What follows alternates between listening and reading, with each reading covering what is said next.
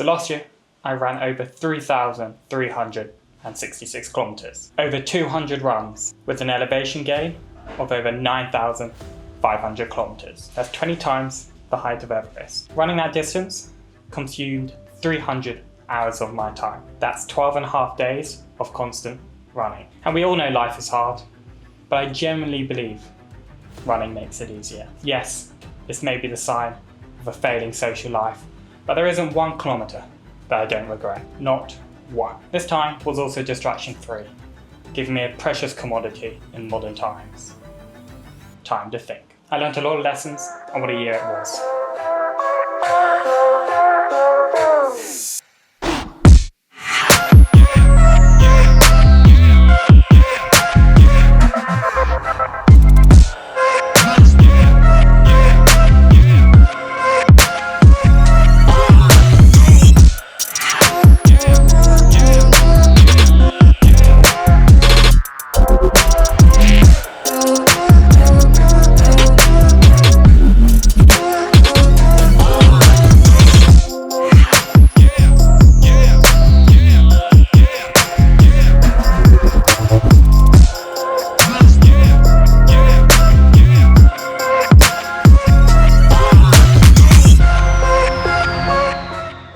So let me run through the 5 awesome lessons that I learned last year. Starting with the first one.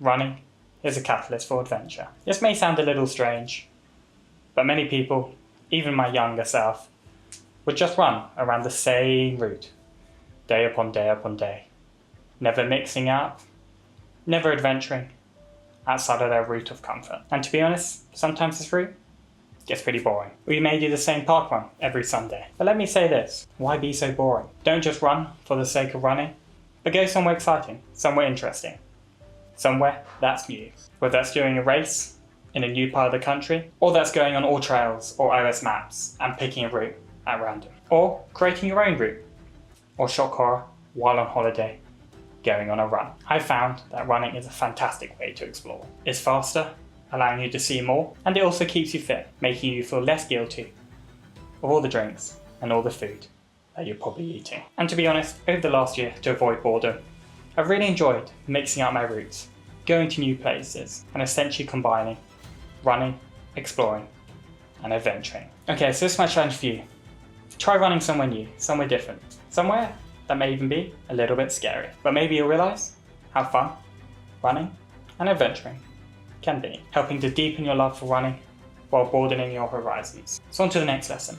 I found that running is a springboard for learning. Now I say it out loud, actually sounds a little bit boring, but hear me out. So I spent over 300 hours running, and while that's given me time to think, it's also given me time to listen and learn, and essentially consume a colossal amount of knowledge via podcasts and the occasional audio bit. For example, I started learning French with Paul Noble, got bored of that, but then also moved on to learning Chinese instead, and decided I was far better at that. I've been learning the intricacies of life and how to live a healthy lifestyle from Andrew Huberman, the one and only. I'm a bit of a geek, so I've also been listening to Redefining Energy, another one of my passions, as they discuss the accelerating energy transition. And I've also enjoyed listening to Lex Friedman, who interviews some of the most interesting guests across the world. And that's only a few of the many podcasts that I've been listening to. I get asked all the time, how do you not get bored of running? Well, the real lesson is this: I just listen to interesting things, expanding my horizons, deepening my knowledge in different random subjects. Because running doesn't have to be mind-numbing. It doesn't even have to be boring. Some of my favourite times are going on a long run and listening to something interesting and just seeing the world fly by. So all I can say is use that time wisely to think or listen. And now let's move on to my next lesson. Running has been an opportunity to deepen my relationships. It's funny, running is often seen as a solo endeavour, and to be honest, I have run countless runs in the dark and alone. But believe me or not, it doesn't need to be this way. While sometimes it's nice to be alone, sometimes it's also equally as nice to go running with somebody else. And over the last year, some of my favourite runs have been with other people. As I chat away, it helps me ignore some of the pain that I might be feeling on those very, very long runs. It also helps me pass the time as well. Sometimes, when I'm feeling miserable, I'm in the pain cave, the one thing that may rescue me is running with somebody else. Getting to know them, getting to know their background, getting to know how they're doing. It just means you don't feel like you're suffering alone. That sense of camaraderie may make you feel like you've known somebody for decades and they're some long lost best friend. But really, you've only known them for an hour and a bit. But suffering together has a way of bringing people closer together. So the next time you meet up with somebody, have a think. Can we go on a run instead? Because you never know. It may lead to more meaningful experiences.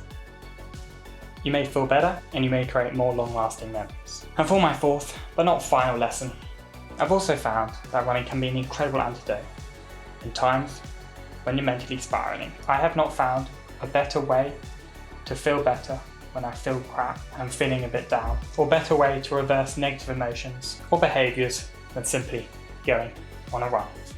Sometimes that can be incredibly difficult, I'm not going to lie to you, but the effects are just simply wonderful. It has been a critical tool in my arsenal whenever things go a little bit pear-shaped. So the next time you feel down, rather than trying to escape with alcohol or just lying in bed watching some TV, try going on a run instead.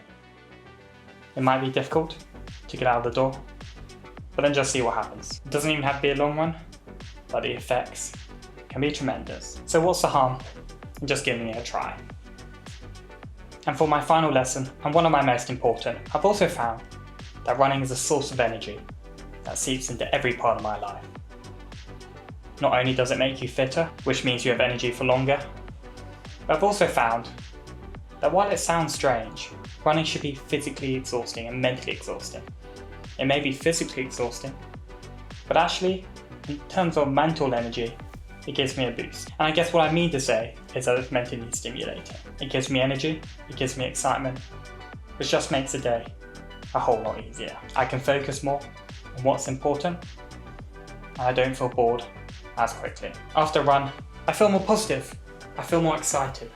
I just feel more ready to take on the day, ready to take on those difficult challenges. And this seeps into my relationships, my work, and my hobbies. And even if I feel exhausted after a whole day of work, running can magically awaken me so I can enjoy the rest of the evening. And to be honest, I just love that feeling. So hopefully those lessons have resonated with you. But the real lesson is this: running has been life-changing. It's a grounding force that helps me when life realistically doesn't always go to plan. So no matter how I feel, running just gives me more energy, more life, makes me feel better, and makes me feel free. That may sound dramatic, but trust me, if you haven't already, give running a go. And that's everything I got for this video. So have a great day, have a great run, cheers, and see you soon.